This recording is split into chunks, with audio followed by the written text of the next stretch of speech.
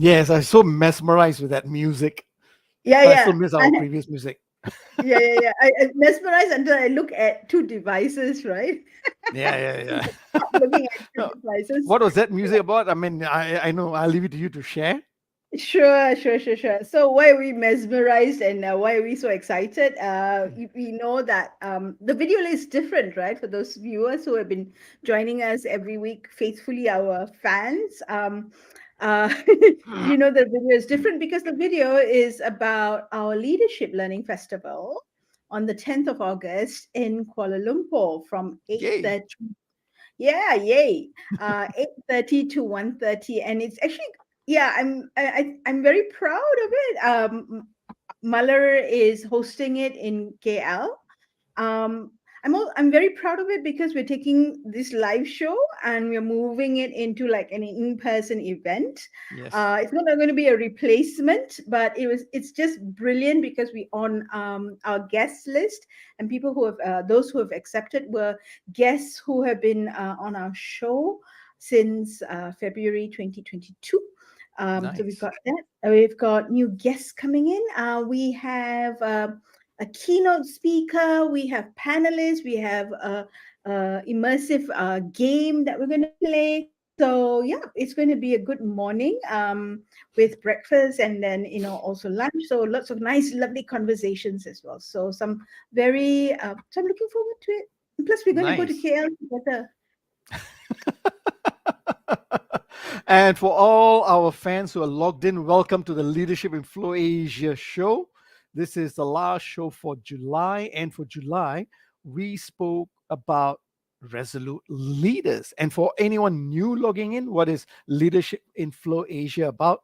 This is a show where we hold conversations with our guests, our leaders, on a weekly basis every Thursdays at 6 p.m.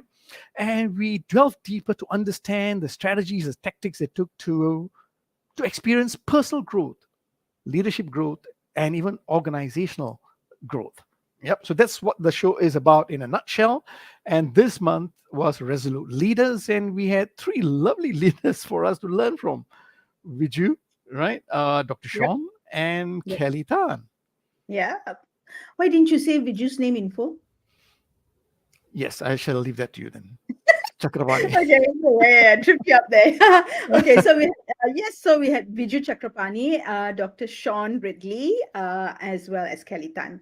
And as usual, at the end of each month, the last Thursday, what we do is that we pull all the guests sharing together. Sometimes we use a framework to help us unpack some of the nuggets that they have, and then we also join connect the dots, or Sure. put some thinking around it, and also maybe leave you with some questions to ponder. All right. Sure. Before we move on, I must say hello To Zen. to Zen Tan. Zentan, Hello. yes. Hello, Uh, Zen. And since Shamini spoke about leave you with questions, Zen, please feel free, or anybody else who's logged in, feel free to type in your questions for us, and we'll be happy to answer them. Yep. Yep. Okay.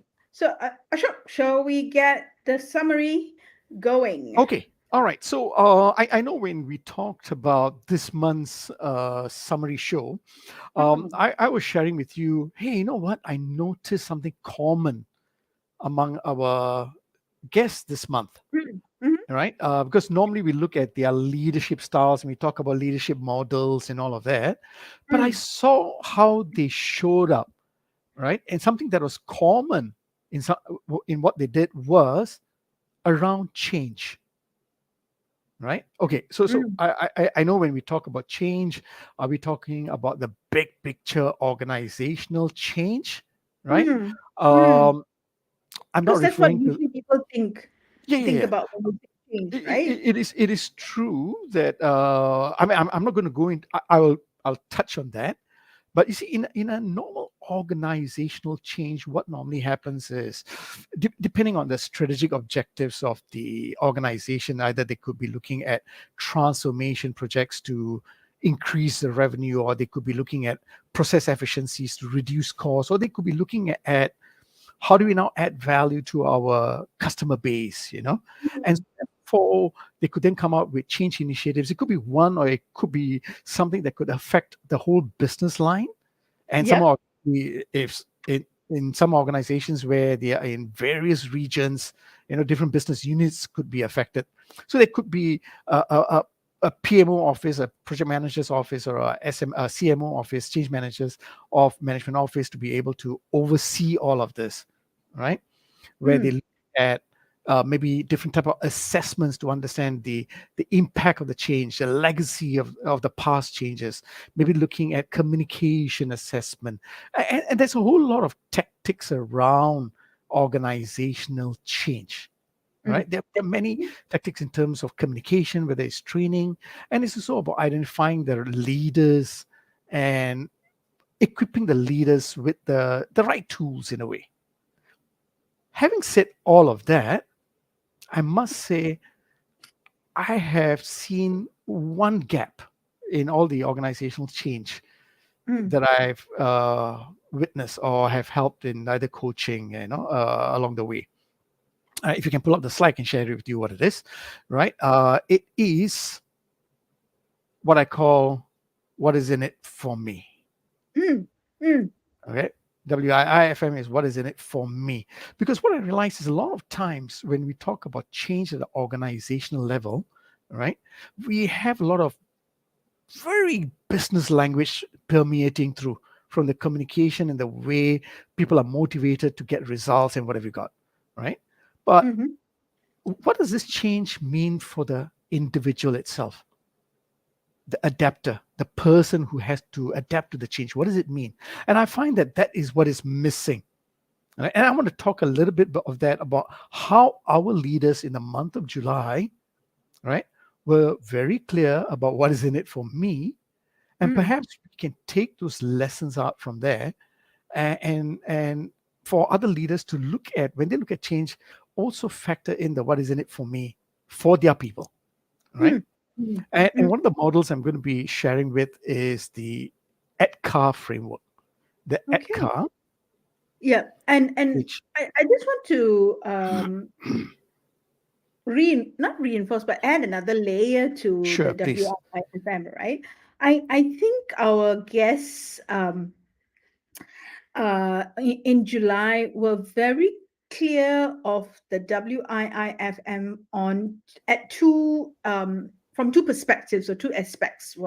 One is the clarity of what is it in for them, for me, as in for them themselves, their leaders That's themselves. right. And Viju is very clear about that.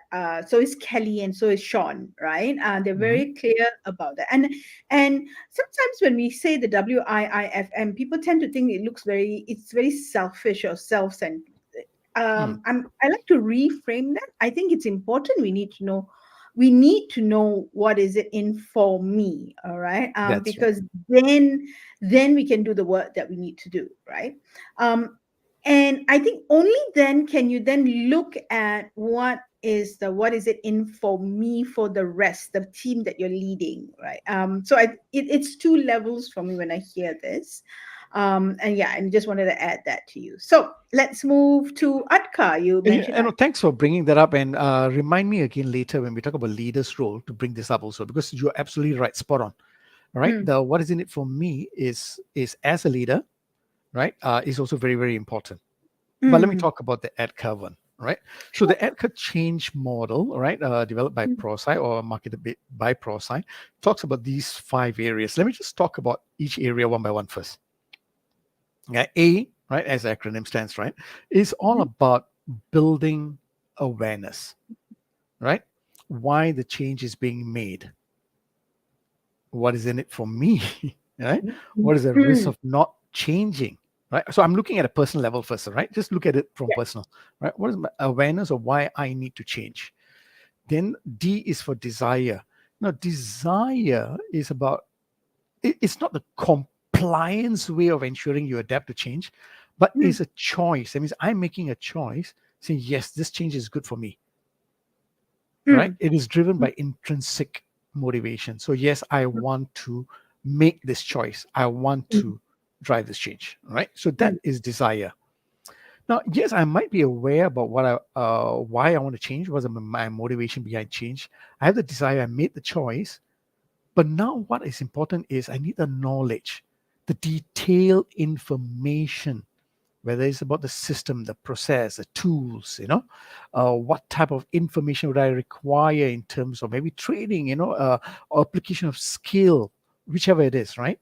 Uh, what does it mean that I will have to take on new roles, responsibilities? So that knowledge is important, right? So K is all about the knowledge itself, all right? And A, the next A is about the ability, because you may have the knowledge, but if you don't apply it, it's Mm-hmm. just as useless, isn't it? Right? Mm. Mm. So it's about achieving your desired performances, Mm. right? It's about demonstrating your capabilities, right? It's all about action, action, action. It's about your doing, right? Okay. And as you keep doing it, you need to monitor your progress. So that is about reinforcement, right? Are you Mm-hmm. accountable to the performance, the results? What are the rewards, the recognition that you put in place to ensure that you keep getting the right results, Mm. right? Oh, the right So it's behavior. all the right behavior in that sense, right? Mm.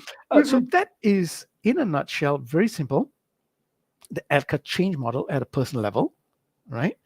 Now, I want to link this to what Kelly did, okay? Mm. So Mm. if you remember Kelly, right, she shared with us, right, when she sees a problem, she knows how to solve it. She's got no problems, right? She is in the supply chain sector, right? Mm. And she said it just comes naturally to her when she sees a problem. She just knows how to solve this whole problem, and she knows to get things done. Yeah. So she's Yeah. very good at the process point of view, right? And Mm. then what happened was, right?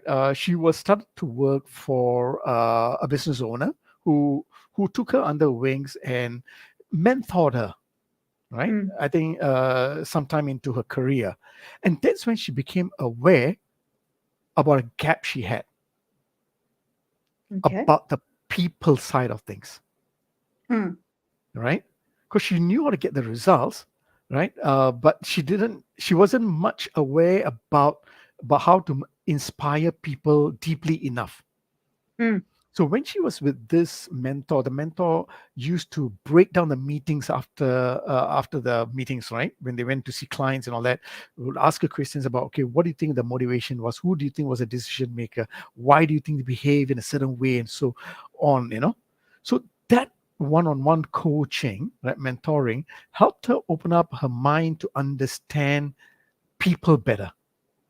So that's when, yeah, Yeah. go on, go on. So if I go back, I think we need to. I have a question because I think our viewers have the question as well. So you said the first thing, right? The Mhm, first mhm. thing was that for Kelly, there was no problem was like a problem. For anyone else, it would be a problem. For her, it was like, yeah, I know how to deal with this. It's not going to be difficult to solve, right?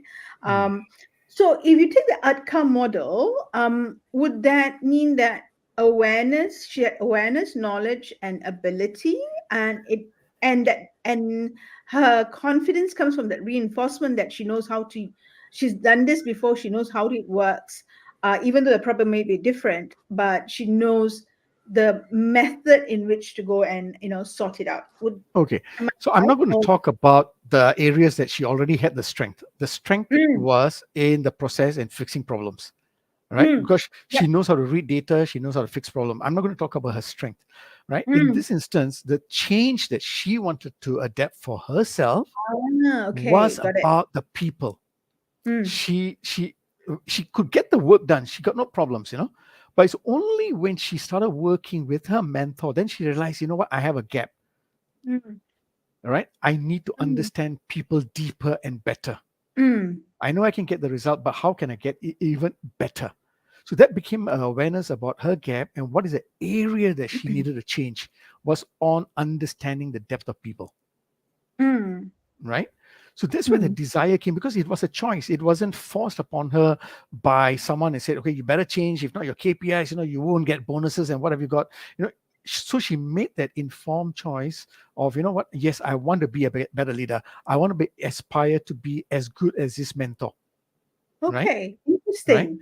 Interesting. You yeah, because you picked up that under desire. I picked up something else under desire for her. Sure. I think she's got very this high level of clarity around what's important for her, right? Mhm. And what's important for her is, she put it in a way that to make herself redundant. But I think her clarity was that I need to do things differently. I need to not just solve the problems. I need to put the people aspect into it, right? It's because if I do that, then I can find a way of releasing myself from having to do all these things by myself. And we call it empowering the team to do it. All right. We call it, succession planning. We can call it anything, but I think if you're looking at desire, for me, it was a clarity of what she wanted to achieve for herself, which was more time for herself, right? Sure. Uh, Absolutely right. Because Whatever the reason is. you went deeper. Absolutely right. She had the desire, which is linked to her level of motivation, and Mm, that was a choice. There's a choice I was talking about, is it? Because she mm, knew what she wanted. So okay, I'm making this choice. yeah, And she saw what is the knowledge she required, right? mm, And she started mm, learning about it, and she started practicing it in her workplace. And if you remember, right, when we asked her a question about, okay, the supply chain today is so different from what it was 20 years back, right? yeah, From just in time is no more just in time, yeah. things are in a flux. So she says she has to now practice on giving her people the confidence. Mm, She get them to think about 3 or 4 different type of possibility scenarios, right? yep, And then she yep. coaches them on the ground. She gives them the confidence to be able to make those decisions, because she said certain factors are hygiene, for example, legal safety and all of that. But Mm, apart from that, she now applies her knowledge that she has learned, right? it, mm, I'm talking from an ability point of view. She keeps practicing it by giving her people more autonomy. And she says for her is when you can get to the same process with one less step. All right. And if her people are more confident and they don't bother her, right, by sending her emails, WhatsApp, whatever, right, that mm, reinforces it, so that yep, reinforces what she's doing is correct. So she goes back to and pushing through her ability and building the confidence for her people, right? yep. So the change So, that she needed was her uh, people side. Yeah. type, yeah. So what you've described is essentially taking this model, this ADKAR model, which is generally, and correct me if I'm wrong, generally used for larger change projects, right? And what we are saying is that even for the smaller changes that you want to see happen within an individual or within a team, this model works just as well. Would that be a safe conclusion? That is a safe with certain disclaimers. Okay, but I'll Okay. get into the disclaimers soon. I mean, it is safe to say, but we need to Mm, put in different other drivers measures along the way, right? okay. But now I want to take this model Mm, where Kelly applied to herself, mm. and I want to demonstrate how Viju applied it. Okay. Let's do But that.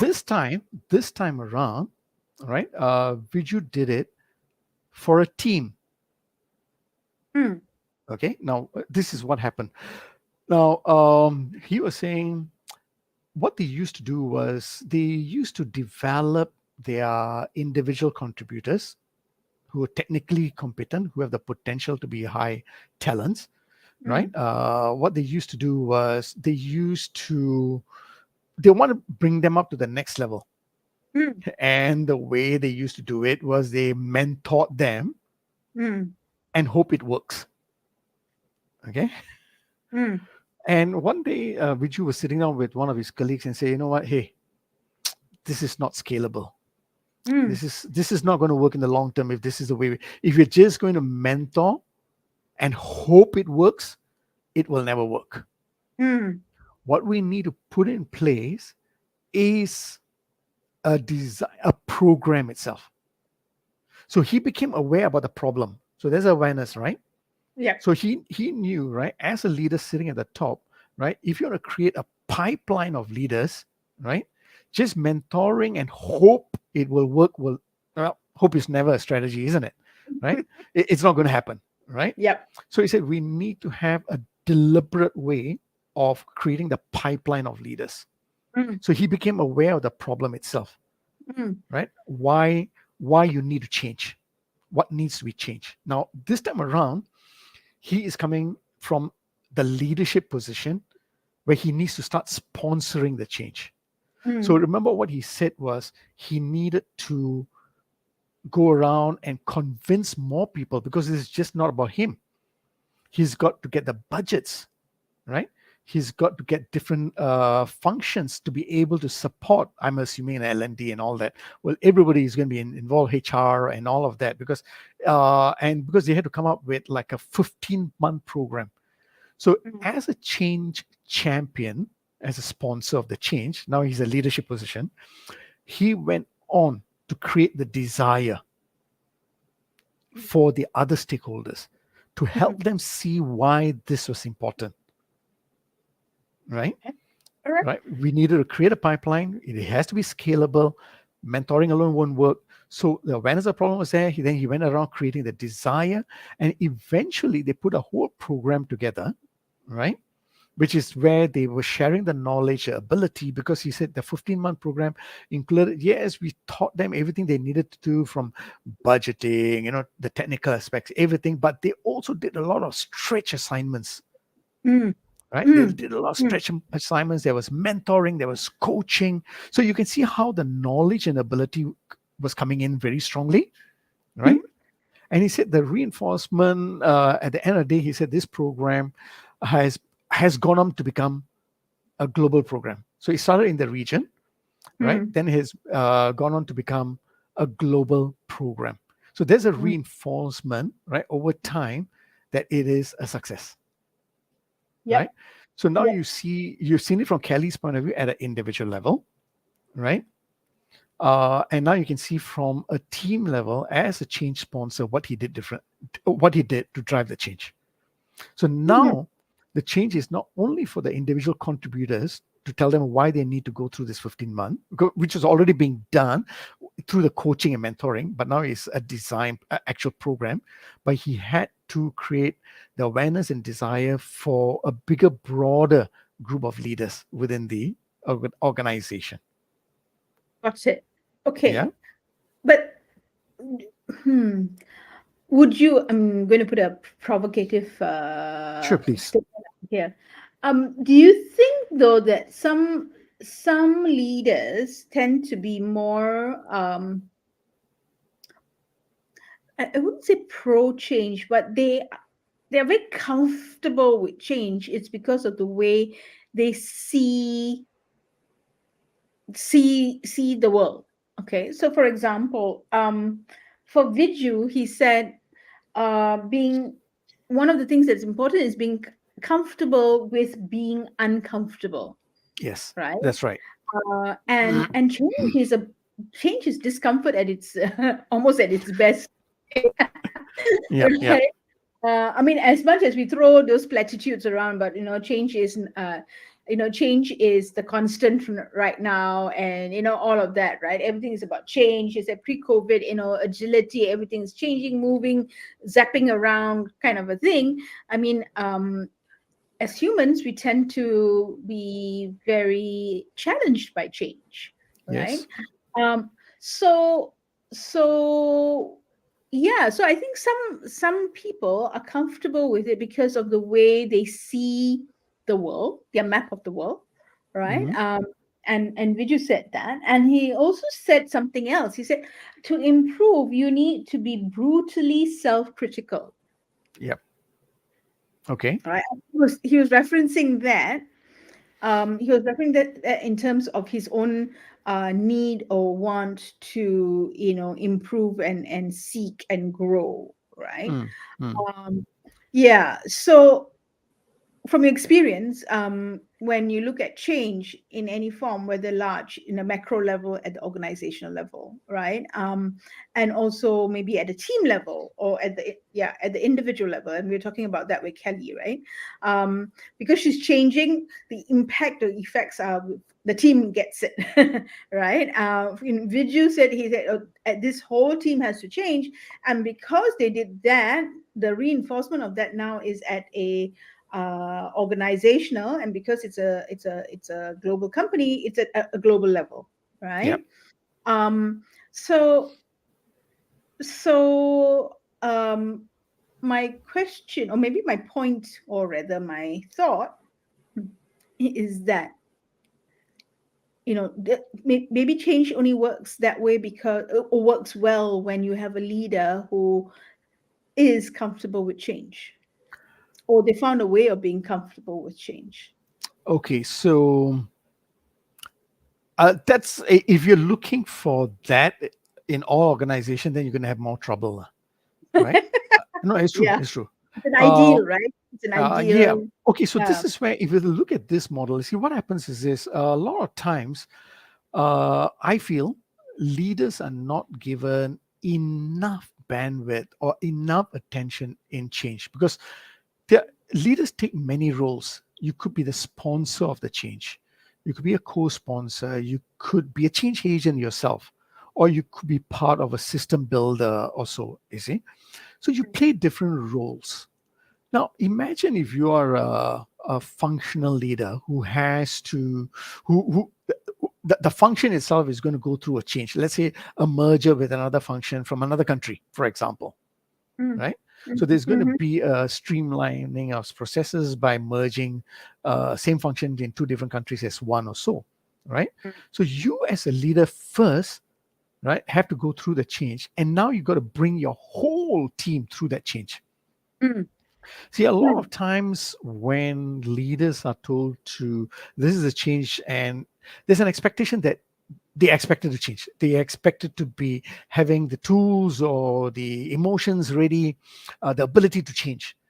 But not enough time is given to them, right, to be able to have conversations whether do they have the desire to change? Do they have the mm, awareness why it needs to be changed? And this is why we talked about the what is in it for me, because at the end of the day, if this comes even from an organizational perspective, mm, and you say this is why we are making this change because for the organization these are the benefits, blah blah blah. At the end of the day, even the leaders we are saying, okay, I'm expected to change my role. I'm expected to work with new teams, right? What is in it for me? How am I going to be measured? How am I going to be supported? How will I do? So there's a lot of what is it for me questions that also need to be answered at the leaders level, right? mm. And you need to help prepare them so that they can then lead the change for their teams. Nice, nice, nice, nice. Is it? That's nice. Yep, yep, that makes sense. Yeah. Thank you. No worries, no worries, no worries. So we spoke about this, right? The ADKAR. It can be used, like I said, at the individual contributors level, not an issue. At the leaders level, it has to be also brought in to have a conversation of what is important. Now, I would like to also introduce, right, the Agile Manifesto. All Mm, right, as I talk about Dr. Shaun. Now, what is interesting? So, for our guests who may have heard about Agile, right? Just a little bit of a history. Some 20 odd years ago, a group of software developers got together, right, for skiing purposes in the United States. I can't remember which part they were in. They came together to have a conversation about how should we be uh, developing softwares. All right. So let's look at the Agile Manifesto, right? okay, so Uh, you're telling us the story. So they came together and they talked about this in a ski resort. ski, that's right. Over beers and all that kind of stuff. And that's how the manifesto came about. And what was interesting was this, right? There were 4 values and 12 principles. I just want to talk about the values, right? Sure. Uh, So wait, hang on. This sure, is sure, for sure. the uninitiated, or the semi. So the Agile Manifesto and the Agile Values came up as a. So Agile is essentially something that was very much a tech. a tech kind of from a computer software kind of a tool that has now spread beyond that space. Would Okay, that? so I would say the languaging may have come by observing how software developers were developing softwares, Okay. right? Because there were certain methodologies that they had used, right? Mm, And that's how the language and narrative came around, you know, the okay. agile itself, it's But now about it's being used. it's about Now being it's nimble. It's about being nimble. nimble, right? Exactly. Right. So it Right? applies to all of us outside of. Everyone, it's not just something associated with the tech world. I think at a personal level, Mm, at business level, whether you're an SME, all right, small medium enterprise, or even up to large mm, corporations, I think it is even more important today, right, mm, to be nimble because things have changed. You can't just come up with a whole plan. In the past, what they used to do was they'll come up with a whole plan, right? They do all their market study analysis, they come up with a plan, then they try and like push the plan through. But what we're mm, seeing with the agile, right, is okay, we have some hypothesis on the value and growth around mm, this new initiative. And mm, then what we do is we keep testing it out and mm, we keep changing and seeing whether our hypothesis is correct. And then we mm, keep changing, shifting, and then mm, deliver the value, right? mm. So that's what the agile thinking is. All right, it's about being nimble, right? Yep. So when these software developers came together, they came up with their whole Agile Manifesto, which is Mm. 4 values and 12 principles, right? Okay. But We're not going to I'm talk going to about the focus. 12, right? We're going to I'm talk just about. going to. I just want to talk about the values. In fact, I want to focus more on the first value, right? Mm, mm, But I'll run through all the values. Okay. So the first mm, value is individual and interactions mm, over processes and tools. mm, Okay. mm, Working software over comprehensive documentation, mhm, customer collaboration over contract negotiation, responding to change over following a plan. Now, mm, what they're saying is everything on the right hand side has value too, right? mm. But we value the items on the left more. It is not saying forget about processes and tools. Yep. Throw away documentation. No. It doesn't mean all Mm, of that. mm, But mm. what is more valuable, right, over processes and tools is that individuals and the interaction, Okay. Got it. right? It's okay. You can actually shift working software over comprehensive. The word software, you can actually throw it away. Right? If let's say if you're working on a change on, let's say a new transformation of a customer service value. So Correct. whatever that is, you can replace software with that. Over Or, comprehensive documentation. or streamlining certain Yeah. processes, So or you can change the word software. yeah, Right. yeah. So again, if you look at it, it's really about having the nimble mindset. And what I really love is the first value. Mm, Individual and interactions are more important, right?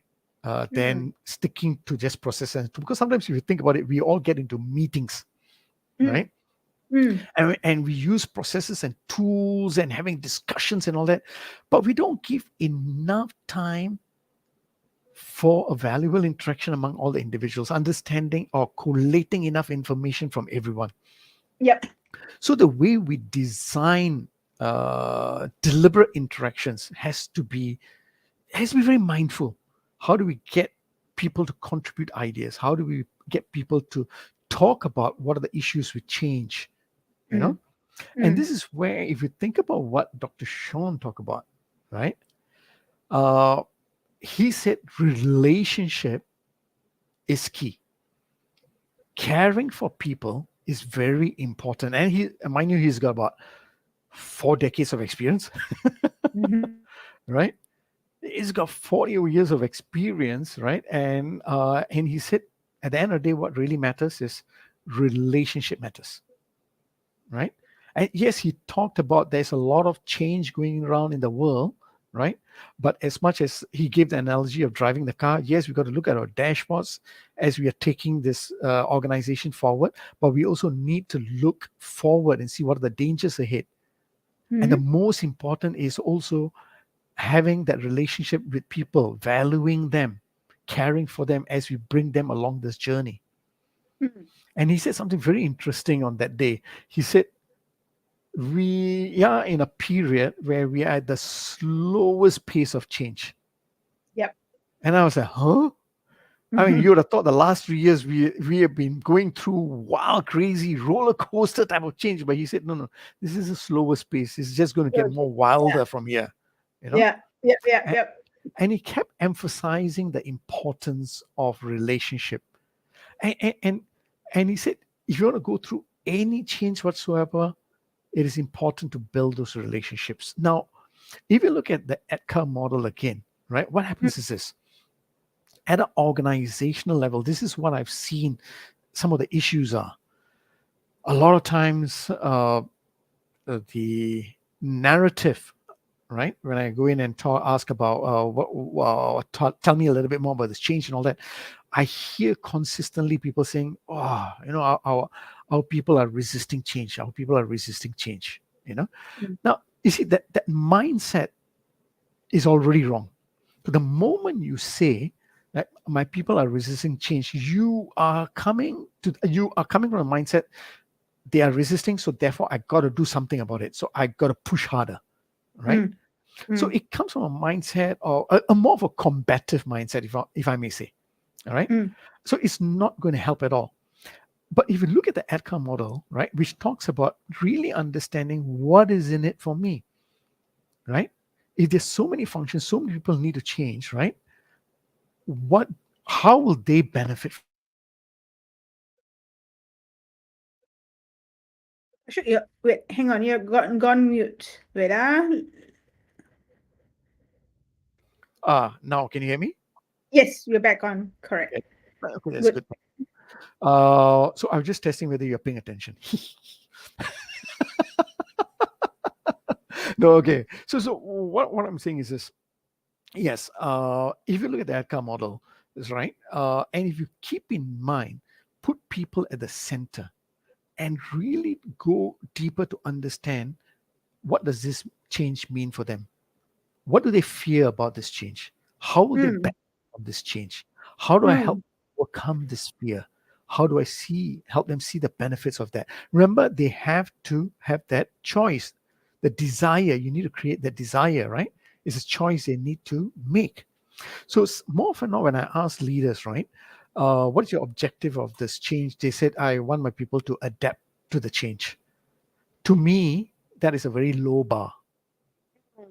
What you Mm. need is you need to focus on how your people can be advocates of the change. Because when I believe in that change, I will advocate for the change. So I think that's that's an ideal.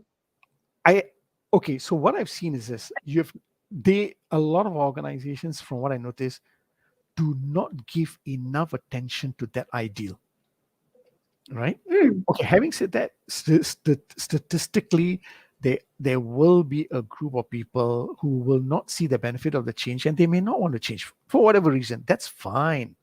mm, That's fine. There will be a mm. group of people who will get excited about change and they will run with the change. Yep. That is also true, right? Mm.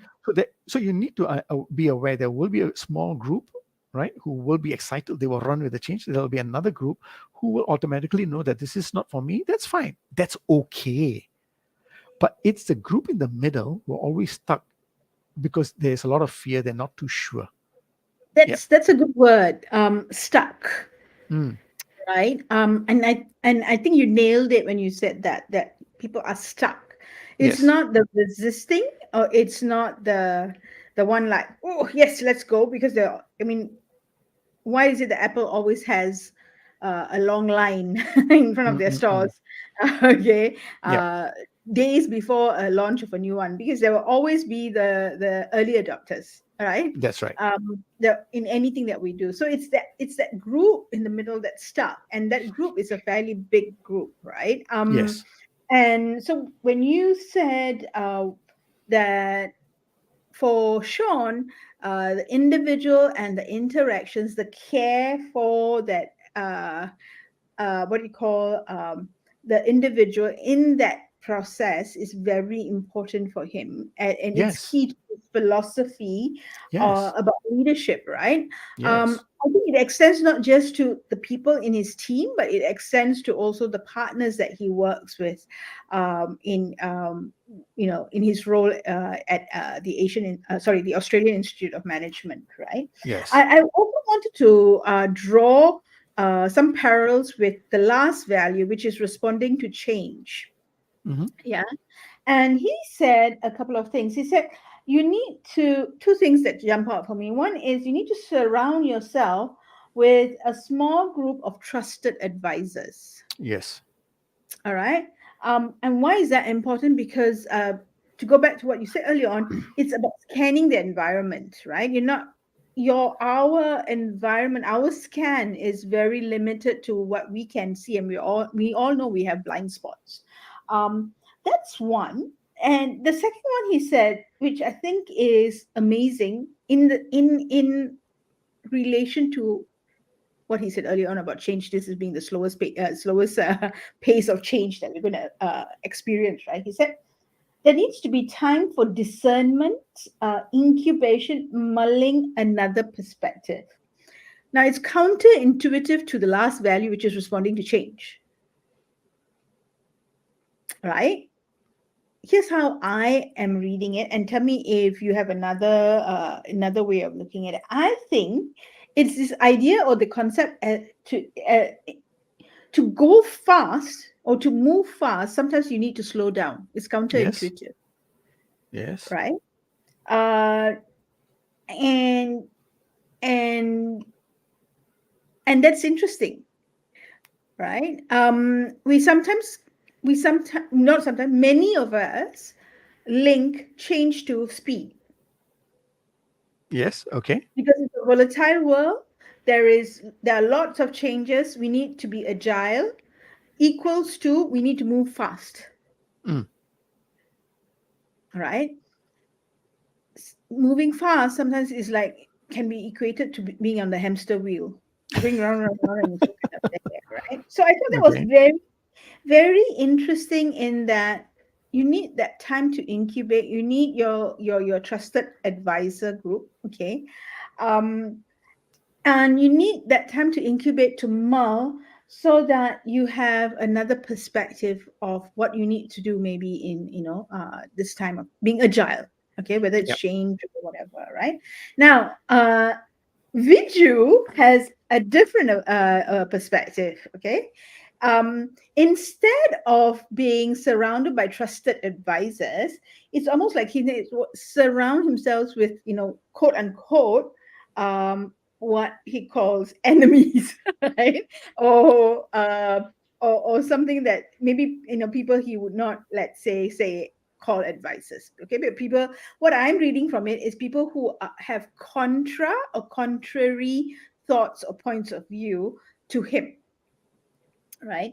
I'm not sure whether it came out on the show. I can't remember, but in the pre-meet, he mentioned this, right? Mhm. And that's also part of responding to change because sometimes you don't know what you don't know, right? Mhm. Or you are so confident in your knowledge and your abilities in the ADKAR model, your awareness of things, you may not realize that you have a blind spot. Yep. Right. Yep. Having people who contradictory, the contrarians, I Mhm. think allows you the freedom to exercise that knowledge that you have because Yep. you have got these systems in place to go, wait, hang on, did you consider that? Wait, I Yep. got another way of thinking about it, right? Absolutely. Um, Yep. and yeah, so I those are wonderful examples for me about responding to change and Yeah. individuals And and and interact. and to me that fits within the knowledge side of things in the EDCA. Why? Because knowledge is all about gathering detailed information, Hmm. right? If I Hmm. look at that. So both Dr. Shaun and Viju, they were gathering Hmm. information, but they Yeah. decided to get it from different, I mean, at the end of the day, it's different views, but Yes. one wanted to be extremely challenged, you know, Hmm. one wanted to have discerning views, right? But both of us was interesting, you know. But to me, it is Yeah. about gathering information. Is within the knowledge sphere, right? But Yeah. it's how comfortable would they it's like, for example, if I wanted to get into a business, or so I definitely want to have some accountants in place, because they will tell you the why you cannot do certain things, or or what are the limitations and all. You Question you need your a bit of a yeah balance, is it? yeah. Always the ones who question the That's spending right. decisions and your Yeah, because if not, we are just thinking, oh, this can be done, this can be done. We're always positive and all, and nothing wrong with Correct. that. We Yep. just need, a bit of a balance. So I think in that space, the knowledge space, it's where both Dr. Shaun and Viju works, by being either getting people who will challenge them or be discerning in different ways, respectfully. And if you look at it, right, that goes back to the last two values anyway. It's about Mm, collaboration. It correct. is about constant collaboration, and Yep. it is about responding to the change that is required, as opposed to having come up with a plan. These are the milestones. Hey, you know what? Sometimes you may have to change a milestone based on these discerning conversations that we are having. You Mm, know, if I, mm. I have to be comfortable to say, you know what, I may not be right. Yep. You Yep. know, Yep. Yep. Yep. that's a very important part leaders play in change. So leaders Correct. have got a very, very important role. Not only understanding what are the emotions or where people get stuck in change and what needs to be done, right? But what is your role in supporting that change? you know Yep. what can they do? How can they show up? It's not only what they say, but what they do, right, is extremely important for leaders to play important roles. And that's why they need to be very resolute. And a lot of times, when a lot of organizations, they believe that change is all about communication and training. It's not. Mm, It's not mm. just communication. Yes, communication is important. It's one tactic that you'll put in place, because communication is important in terms of creating the awareness, driving the desire. And that's why both Kelly and Viju alluded to over communication, right? Correct. But to me, it's about continuous communication. You know, I uh, Yeah. It's continuous communication. Yeah. Okay. Carry on, because I've got something about from Kelly that I want to put in. But sure, sure, yeah, sure. this is what you have to say Yeah. first. So communication is one tactic that you put in change. But Mm, again, what should that communication be? I will say, go back and look at the ADKAR. mm, What is the awareness of the change? Because mm, more often than not, what I've seen is a lot of organizations who talk about why we need to do a change. They've got this whole script coming down from senior leaders or CEO and whatever you got, right? From mm, a strategic point of view, mm. it has not Yeah. been So you're diluted to talking speak about, to so the in that sense, you're talking about the group communication or the corporate. corporate, the group It's communication, the and corp. even Yeah. team communication. Yeah. Yeah, Yeah. it has to be tailor-made, cascaded. Um. Yes, I think. But I also see that it's difficult to do that when you're coming in from a organizational perspective, right? Yes, you want to tailor it. There is that organizational communication that you obviously we can do better at the same time, there's also the individual communication that's important, right? And I Of think course. that's the communication that the first value refers to. And Mm. Kelly put it very plainly. She said she used to be very objective in her conversations. All right. Yeah, It was very much about the data and the process, the data and the process, the data and the that's right. process, That's right. until she realized that, and you alluded to this earlier on, through her mentoring with through being mentored by the one of her bosses or her Yep. leaders. um, she was taught that you need that is one part of the equation. The other part of the equation is the people, right? Mm. And Mm. people don't like change. Intrinsically, people are against change. So you need to put these two parts, in fact, put the people and the data and the process kind of behind secondary, Mm. and over communicate when you need to get them to understand or to buy into it. Yeah. That's right. Buy into whatever change that you want. Yeah. Yeah. because people don't necessarily understand it the first time around, in her Yeah. Yeah. words. Yeah. So Yeah. that's a reason for the continuous communication, right? Continuation. Yeah. Yeah. Right. At this point, Sho, Mm, let me just interrupt and to share with our leaders. So when we refer to the different guests that we have, and we pick out the specific things that they said in line with either ADKAR or the Agile Values and the Manifesto, and you would like to delve a little bit deeper into it, please go and look at the YouTube videos or the past live shows on LinkedIn, and you'll be able. We've got timestamps created, so you'll be able to pick those moments that you want to listen in detail very, very easily. Okay, for either Viju or Sean or Kelly. Okay, sure. so of course, we have 8 more minutes. What are we going to do in this eight Okay. minutes? So this is where I remember you mentioning, and I agree with you, right? Leaders play an extremely important part. And Mm-hmm. I feel that this is where the flow profiler dimensions come in play, right? And I want to hear Okay. from your point of view because we had a discussion about this, and I think it'll be great if our viewers could have that Okay. view of your insights and wisdom. Uh, I don't know about the wisdom part, but the insights maybe the one there. Okay. I think it came about because you talked about you started off with the WIIFM. What does it mean for me, right? Mm, And the leaders having to play a vital role in driving sustainable change, right? As you were mentioning, I think that WIIFM is important, and sometimes we miss the plot in terms of figuring out what is it that drives people. I think so what motivates people? What is it that will get people buying in, right? Purpose, I think, is a given. All right. We are doing what we are doing. We are in the role as we doing because we have a purpose. There's something that we are aiming for. All right. There's something that that time and money is being spent on. Right. So that's given. So let's look at the other bits. Right. You've got another concept. What motivates people? Maybe if you think about it in these elements, it might help us pick the WIIFM a little bit more specifically. okay. um all right. And have a better hit rate. Okay, obviously these can be measured.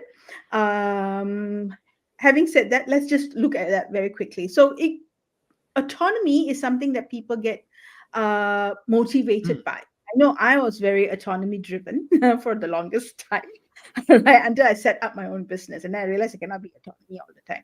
All right, I will cave in and my business will die. All right. Oops. Hang on a second. Let me go back. So autonomy is one. Okay. Like Viju is very driven by growth. Would you agree? yeah. Right? He's always looking at what I can do. He has a 5-year plan, or I think, if I'm not mistaken, I got that time, of what's the next field of study that he's going to do, right? And he said it's coming up soon that he has to look at that, right? After the show, we had Muller and I met up with him in KL. We happened coincidentally to be all in KL at the same time. Uh, and he talked about one of the questions he left, we couldn't answer the question, how do we help people seek, how do we help them build that wanting to seek for knowledge, seeking here for seeking more knowledge, right? So I think it's quite obvious that growth is a very big driver for him, right? Recognition speaks for itself. Some people are driven by being recognized for the work that they do. Um, and collaboration is something that drives Sean, Mm, the and drives the behaviors that come with it. I think because he he knows, or for him the results come from collaborating with the people on his team, collaborating with the business partners outside, be it from the education field or from or with training mm, providers. It also means collaborating with clients, right? So that clients, he taps on on the client's subject matter expertise as well, right? Um, okay, then it's just kind of hidden at the bottom. What's there? A well-being is another Mhm. motivator, and rewards, right? Rewards being financial rewards. Now, where does Kelly sit in all of this? I think autonomy. But I think it's autonomy. Yeah, I'm hazarding a guess here, right? So sure. I'm sure Kelly will tell us if she's wrong, but I think it's autonomy because she's got very clear, very her clarity about her role is so clear, right? I want to free myself Mm-mm-mm. up, right? I need to put someone in place so that I can move on, right? So I can have uh they don't need to come to me, right? Sure.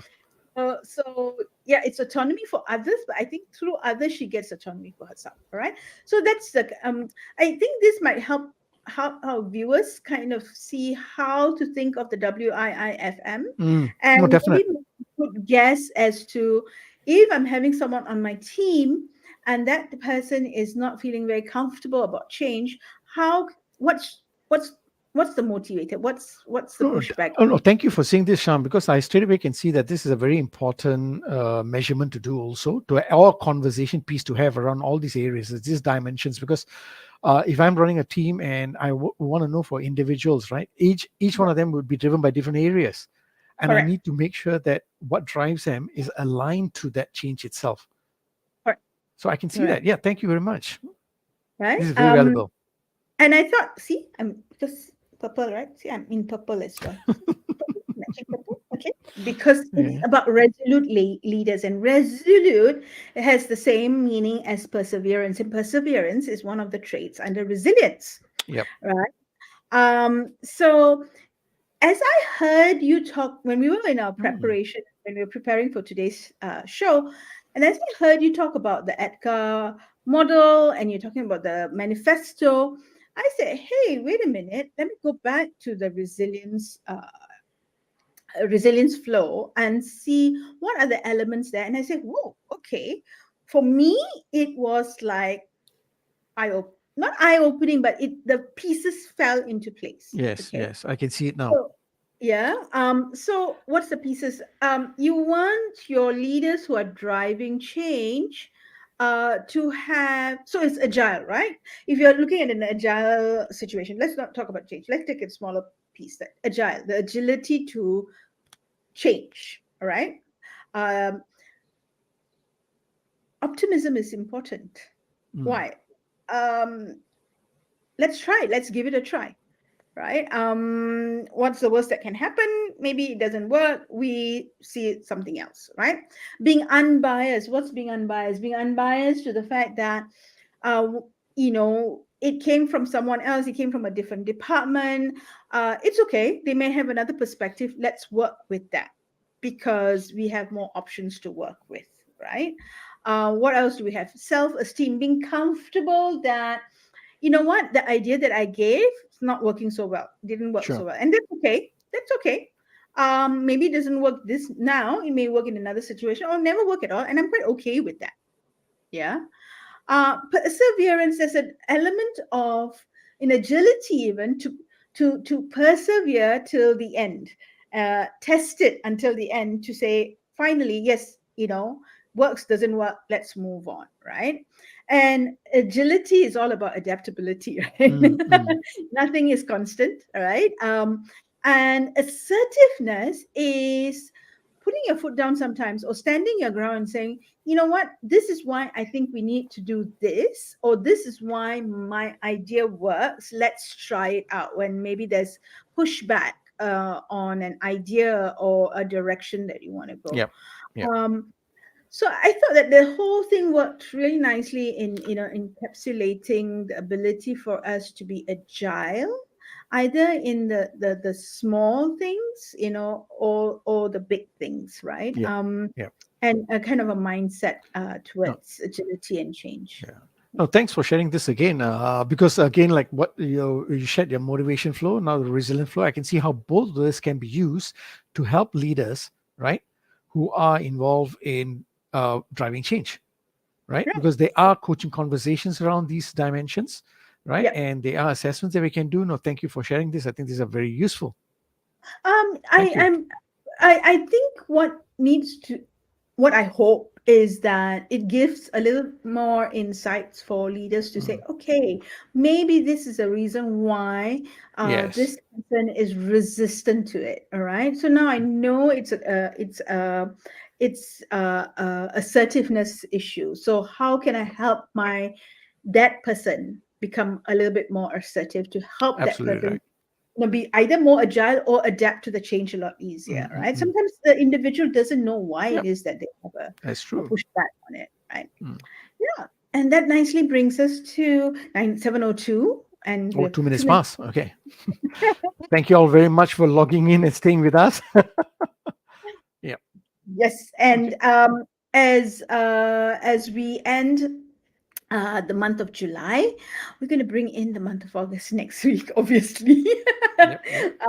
And Agree. wait and look out for what the theme is for next month, because it's going to be another round of wonderful guests. We've got the lineup.